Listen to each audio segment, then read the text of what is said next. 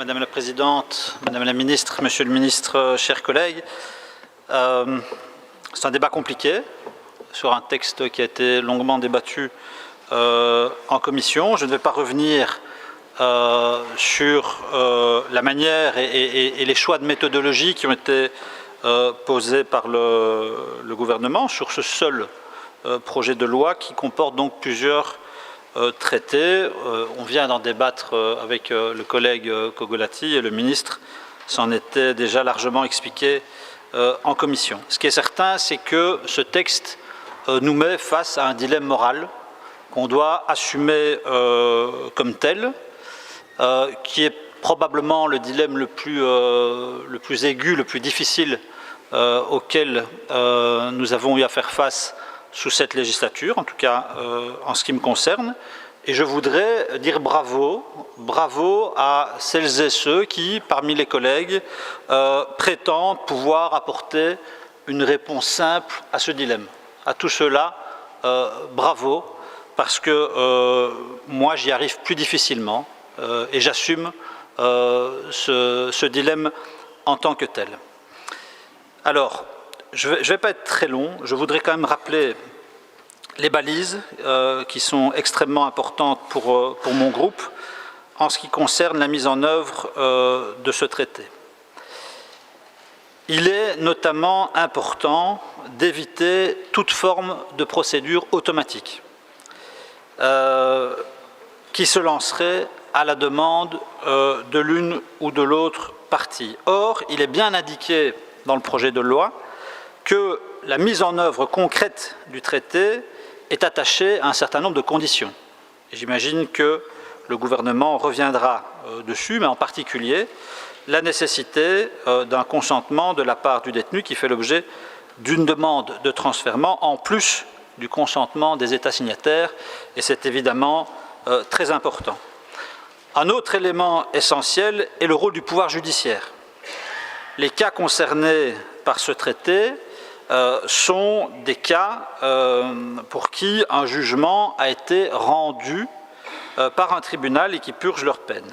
Le traité garantit que chaque demande de transfèrement de prisonniers sera examinée avec les autorités judiciaires avant que soit donnée une quelconque approbation. Nous sommes en effet bien dans un état de droit.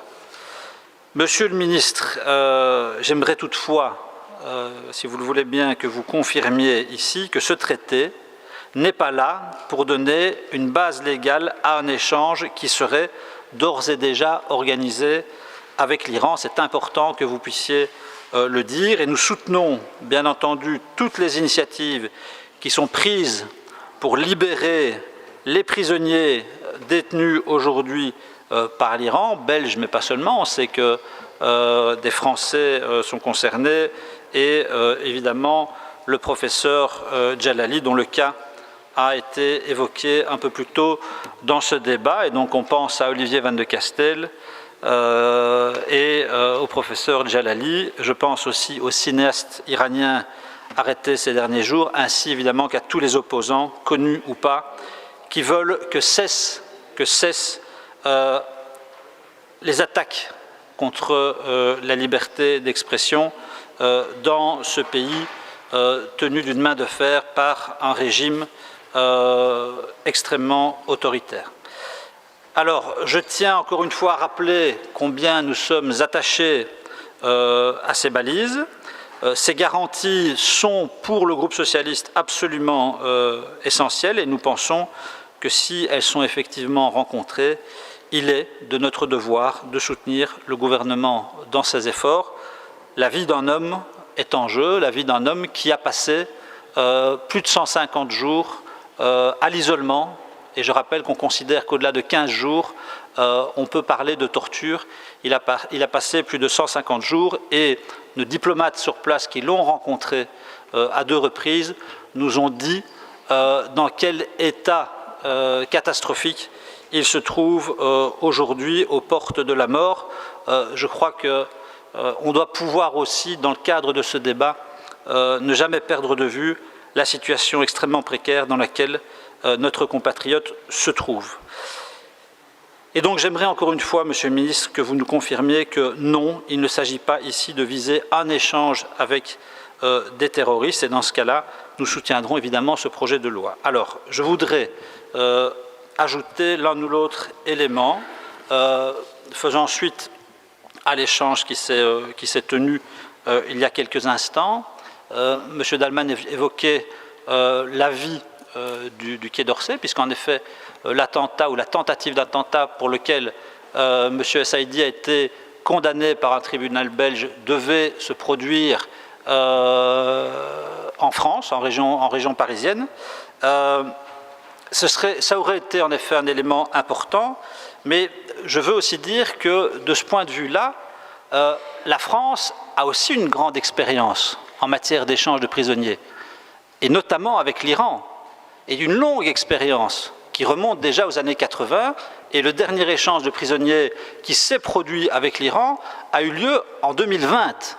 En 2020, un prisonnier français a été échangé contre un prisonnier iranien. La singularité de la Belgique, c'est que si échange de prisonniers il devait y avoir, nous aurions un cadre légal pour le faire. La France le fait de manière extra-légale, en sous-marin, de service de sécurité à service de sécurité, mais encore une fois, ne faisons pas comme si la Belgique innovait particulièrement en la matière. La France a une expérience bien plus longue que la nôtre en matière d'échange de prisonniers.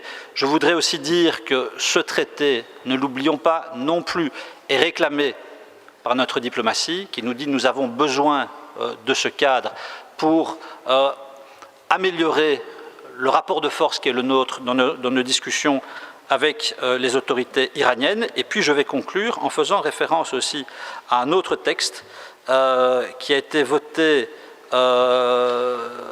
sous l'impulsion du gouvernement précédent en 2018 et qui concernait des échanges de prisonniers avec la République populaire de Chine. Et je vais renvoyer aux articles 2 et 13 de ces textes. L'article 2 soulignant l'engagement de principe de s'accorder mutuellement sur la coopération en matière de transfèrement de personnes condamnées. Et je rappelle qu'on parle ici de la République populaire de Chine. Et l'article 13 qui prévoit en effet que chaque partie peut accorder la grâce. Et donc, j'entends les positions de la NVA et sincèrement, je les respecte, mais n'ayez pas la mémoire trop courte et souvenez-vous de ce que vous avez fait avec un pays qui n'est pas plus recommandable que l'Iran, de ce que vous avez fait en 2018 dans cette Assemblée sous l'impulsion du gouvernement auquel vous participiez. Voilà, je vous remercie.